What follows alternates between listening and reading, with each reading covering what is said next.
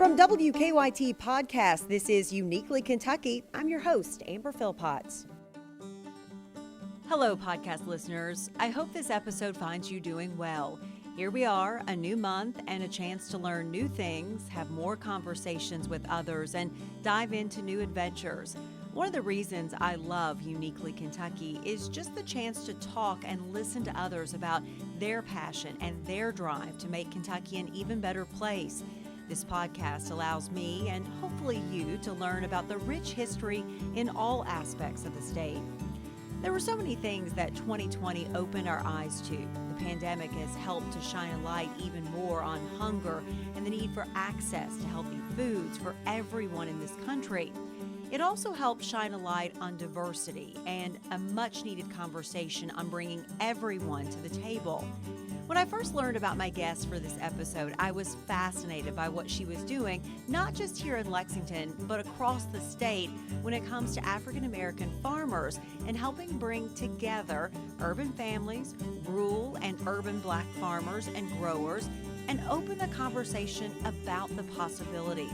Through Black Soil, co-founder Ashley Smith is helping to reconnect Black farmers to not only their agricultural heritage, but rich legacy in growing and producing in the state. Uniquely Kentucky with Amber Philpott is brought to you by the WKYT News and Weather apps, available on the App Store and Google Play. Ashley Smith, welcome. I joked to you that we did a story that featured you, and I was bummed because I didn't get to do it first. One of our photogs did. Ashley Smith is the co-founder of Black Soil. Is it Our Better Nature? Our Better Nature, yes. Okay, Our Better Nature. Our Better Nature, yes. This is such an interesting concept. So I have to start there. Before we even learn about you, I have to tell people more about Black Soil, Our Better Nature. What is it? Black Soil is a bridge, a liaison that serves Kentucky farmers, chefs, and makers by connecting their products to your household, your institution, and your small business. And we're operating across the state of Kentucky. And a lot of folks are just now coming to understand who we are, but we've been in existence this August for 4 years. And so we'll definitely be celebrating really, really big. And we're really excited to be here with you today. You know, when I was doing a little bit of research and rooting around on your website, I knew the numbers would be low. I just didn't know this low. So Black farms represent 1.4% of primary farm operators in Kentucky. That is correct. And so if that is the case in Kentucky, I'm assuming that across this country, it is also a very low number as well. Yes, nationally it's at 2%. And at the turn of the century, it was at 15%.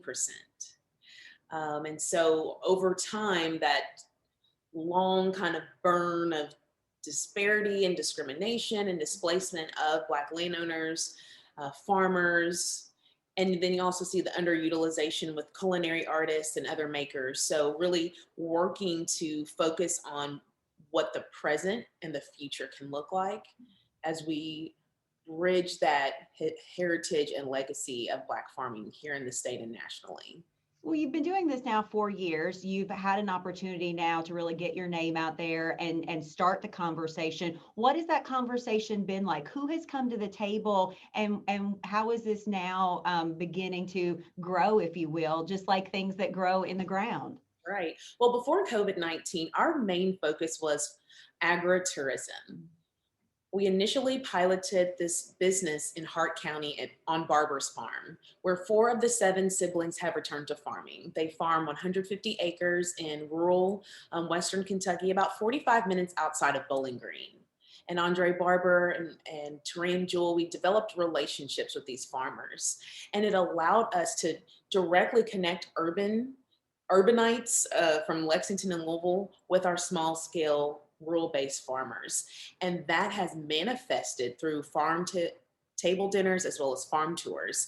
And our COVID-19 pivot focused on sourcing directly to households through our CSA program, our weekly farm shares, working with Maker's Mark and the Lee Initiative through their Restaurant Relief Reboot program, which allows our small-scale farms to facilitate directly with 6 Kentucky-owned restaurants, from Eastern to Central all the way to Western Kentucky. Visit Lex is an extensive partner. We manage the 15% pledge. They've been right by our side from the very beginning.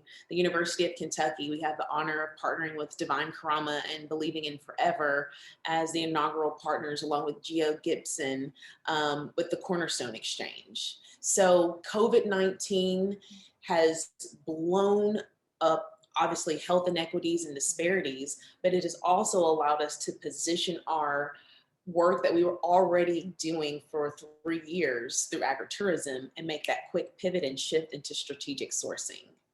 And so it allows us to continue developing the relationships with the direct consumers. I can tell your passion. I've never met you in person. We're just doing this via Zoom.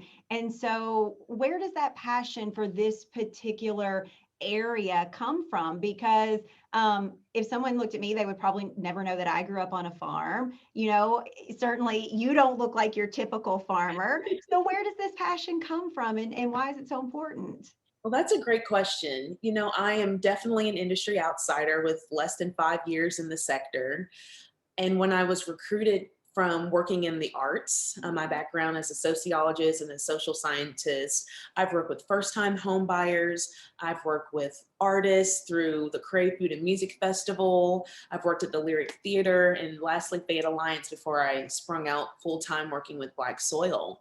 And the combination of all of this work based here in the city of Lexington, my hometown that I love so much, created this kind of groundswell. Each job built upon each other. And the thing that I discovered very quickly about agriculture is it's wide open. It's a canvas that you can really create, innovate, make it your own. And I absolutely love that during my time that I spent working for Fayette Alliance for 3 years. I spent time at City Hall, sitting in many, many planning meetings where I learned about how 90% of our day-to-day life, quality of life decisions are made by planning commission, city council. And I started to dig deeper into the rich agrarian history of our county, discovered the hamlets, the post-Civil War settlements, Uttertown, Bracktown, and the rich Black farming heritage that connects us with hemp, tobacco, equine, and distilling. And so really researching, digging deeper, and the question that we're actively trying to solve and work through it is, if Mother Nature can't see who puts the seed in the ground, then why do we have such enormous disparities in agriculture? And so again, working with people groups, moving them from point A to point B, really that's the principle that I bring to this. Again, I'm very humble and understanding. I don't have a farming background, but my background has enabled me to be engaged and empower those within our community to reach their ultimate self-actualization. So that's really what motivates us. That's what sparked us. Our co-founder's name is Trevor Claiborne, and he brings a completely different passion and origin story with Black Soil through Farmer Brown the MC, serving at Kentucky State University, looking around and seeing that environmental education would be a great way to connect with urban communities and youth around ag and urban farming and gardening. I hear in everything that you're saying, you may not cultivate soil, if you will, or didn't bring that to the table, but you cultivate people. And that's really how we change things, right? When we cultivate people, we get people to the table and we get them listening. And then all of the other happens, doesn't it? That's right. Absolutely. Well, I think 2020 was certainly a year where a lot of people started to listen.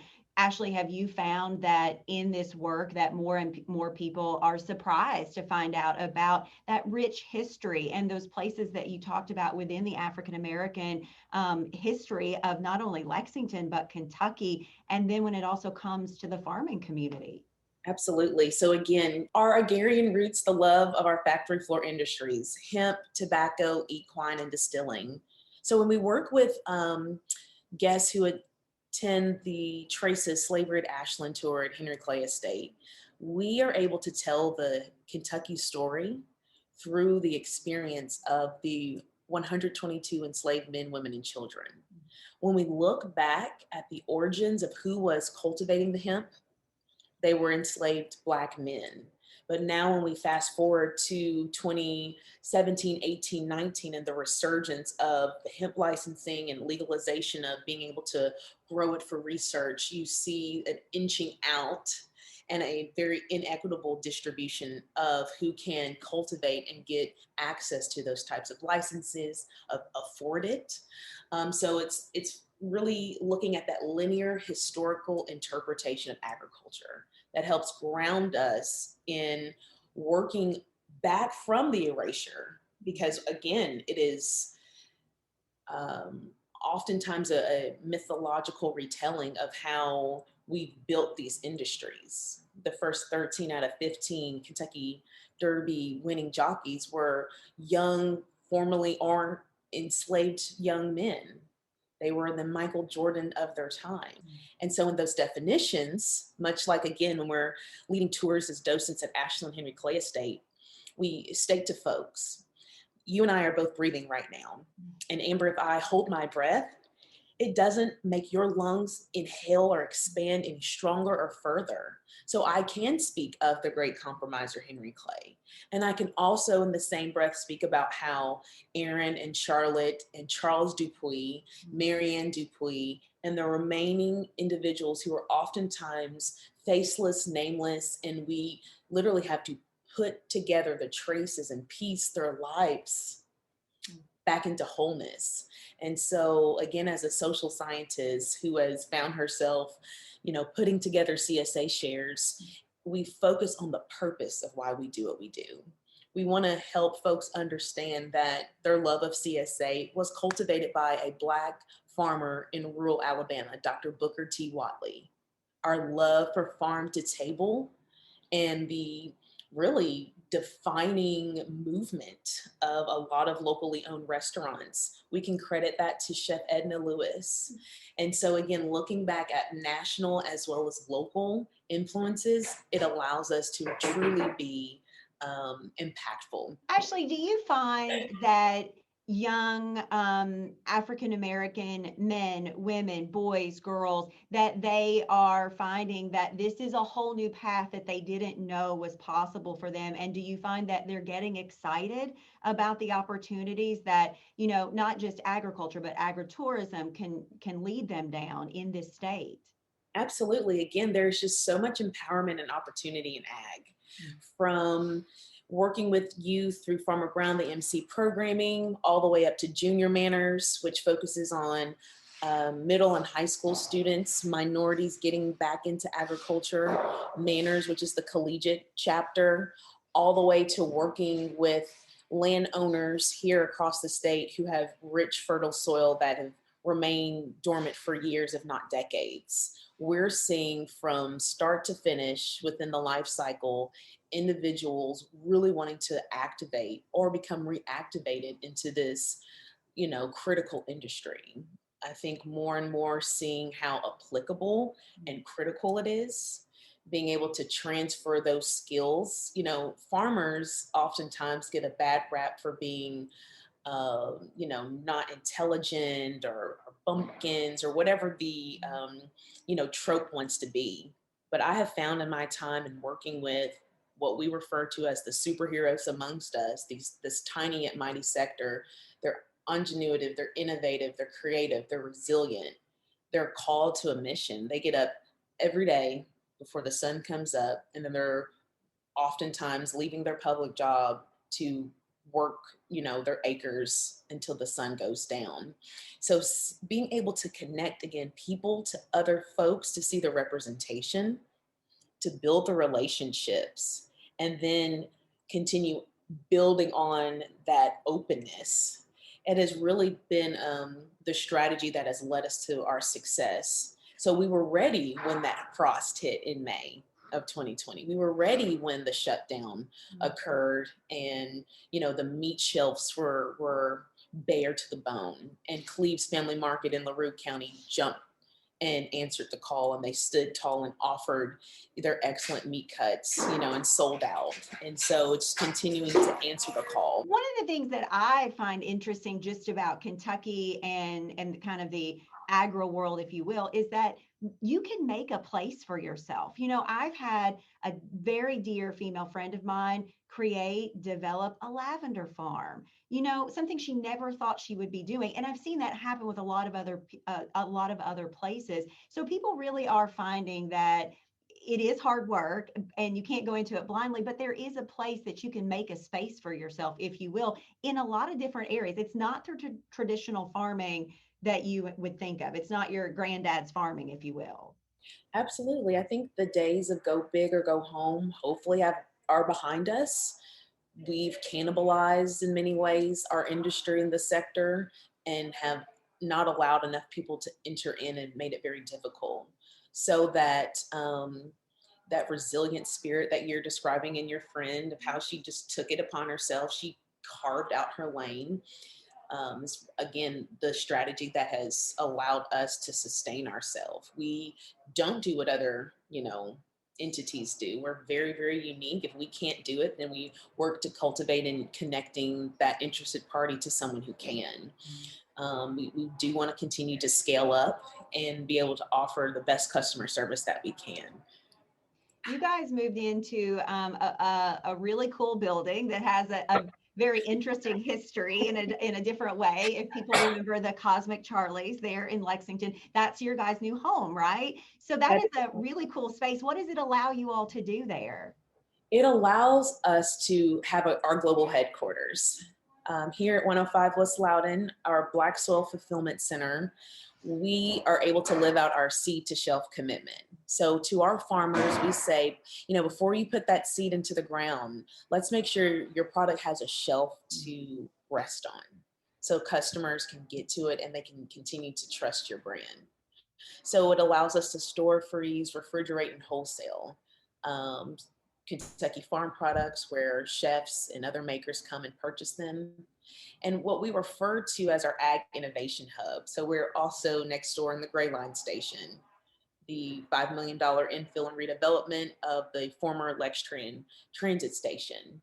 Within that is the Julietta Market. And so our farmers market operates year round, and it is an indoor farmers market where we can now recruit from all 120 counties' top producers. That is our desire. We have a mission to serve the 1.4% of Black Kentucky farmers, but we're also called to serve all 120 counties in those small scale rural operations, because we need within our urban communities and our chronic food deserts as much seasonal produce and local meat that we can get.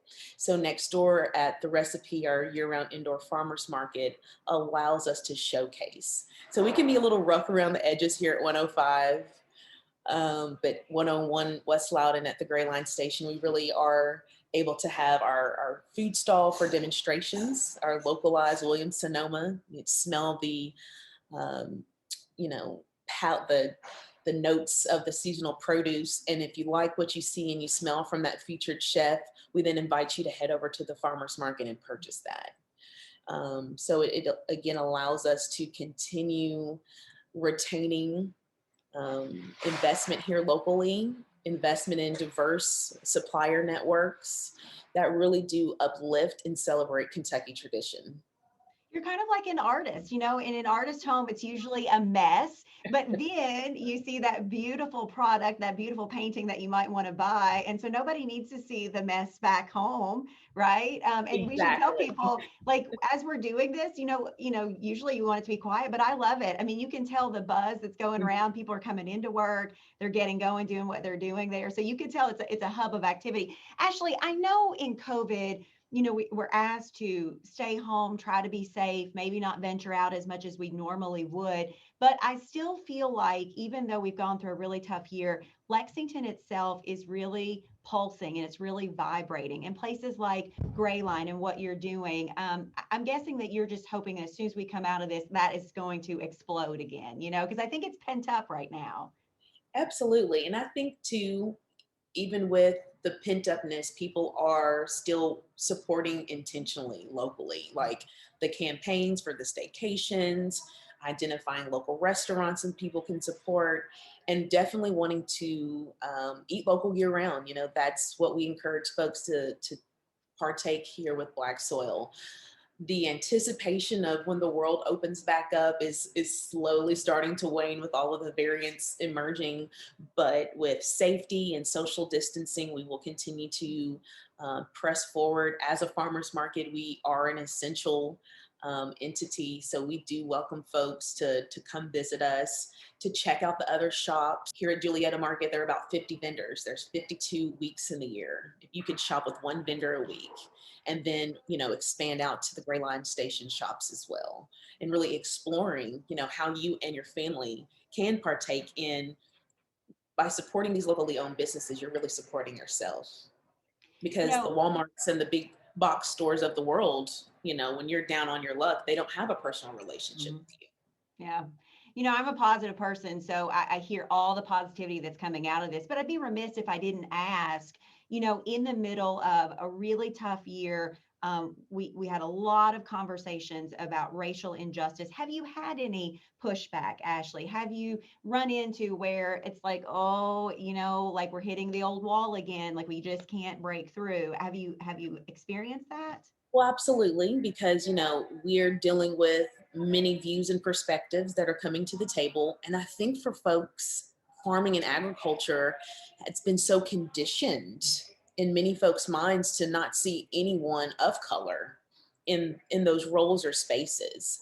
And that's how that deliberate erasure over the past 100 plus years has manifested through images and tropes. And really, I tend to young college students who come to me, young Black college students who say, I want to be a farmer. And I shared this information with someone in the College of Ag or someone that I'm partnering with. And they said, well, Black people don't farm. And again, that is an indicator that that individual isn't aware of their history, because that history has not been fully showcased. And when we aren't fully aware of our history, we are doomed, unfortunately, to repeat it. And so, yes, racism is real, it's alive, and there are many folks who, much like COVID, don't see that it is real because they might not experience it. But I want to be able to share that everyone eats. And so we need every single type of person cultivating the land to bring forth a bounty to feed and nourish our communities. And, we have a diverse mix of customers and consumers, and we love that. We love to receive their support. And so I would rather focus on people uplifting and being able to push forth our mission than individuals who troll in comment sections on news station Facebook pages, who might not ever communicate or engage with someone who might look differently than them. And I pray for that, because at the end of the day, they're limiting themselves from their full capacity, potential, and opportunity to live a fulfilled life. So that's how, the trolls are there. We live in Kentucky. And I think Kentucky at times has branded itself so perfectly as an all-white state, all-white region, that you really do forget about those critical contributions and innovations and those pioneers at the very beginning. Ashley, where do you see Black Soil in 5 years? Well, I see Black Soil continuing to grow here in the state of Kentucky. Right now, we are in 31 counties, and I want to have reached at least 80 counties by that point. That's a lot of work to do. Secondly, in the next 5 years, I would like to progress on our urban high tunnel project with Grow Appalachia, where we will install greenhouses in Lexington and Louisville, food deserts. And those individuals, those residential market gardeners, will be able to nourish their families and their communities. And then we'll see cultivation of economic development through strategic sourcing, through contracts, through locally owned groceries, restaurants, continuing to grow regionally in our contiguous states as well as globally. So that's where we're headed. We are fired up. We are excited. This is definitely a lifestyle and not a trend. And so we invite your viewers to check us out, come visit us. We love connecting with folks who've met us through media engagements or social media platforms. And are you guys like work off of grants? And then obviously I know that I guess you're making some money with the farmers market and how you're doing that, but how are you guys funded? Yeah, so That's our the other business part of the model, battle is yeah, finding the money to keep it that's going. right. So our business model, we are a LLC.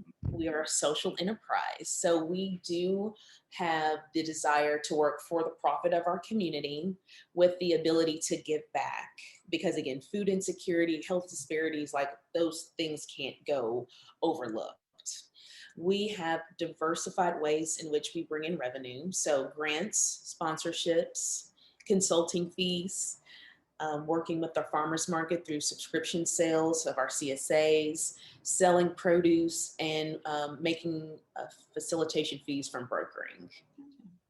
One of the things that we did when we started this podcast is we wanted to name it Uniquely Kentucky so that we could talk to the people that made Kentucky unique. So I always ask, why do you, Ashley, you have a passion for not only Lexington, but the state. Why do you think Kentucky is so unique? And how does it have the opportunity to be even more so unique? I love it.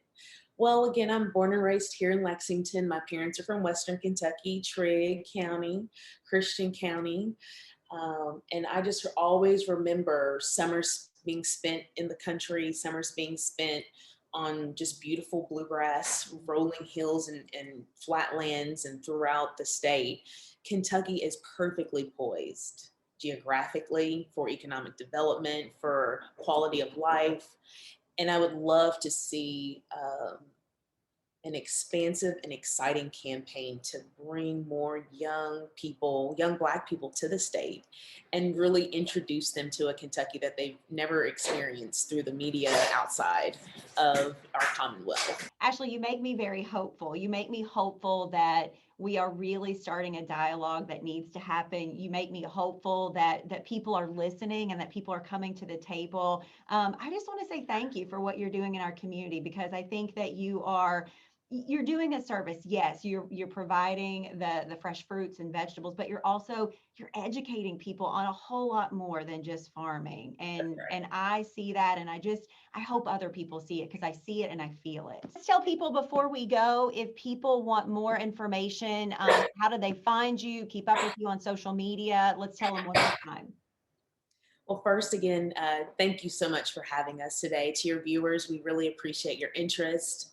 And to continue the conversation, we invite you to visit our website, www.blacksoilky. And there you can learn a little bit about our history and our products. You can visit us in person, obviously safely social distanced and masked up, at our year-round indoor farmers market at the Gray Line Station at 101 West Loudon Avenue, Thursday through Sunday. And more than that, you can find us on Facebook, Black Soil Our Better Nature, and Instagram, Black Soil KY. Well, Ashley Smith, she is with Black Soil Our Better Nature. She's cultivating that soil, but she's also cultivating people. And Ashley, thank you so much for your time. It's been a pleasure, Amber. Thank you so much.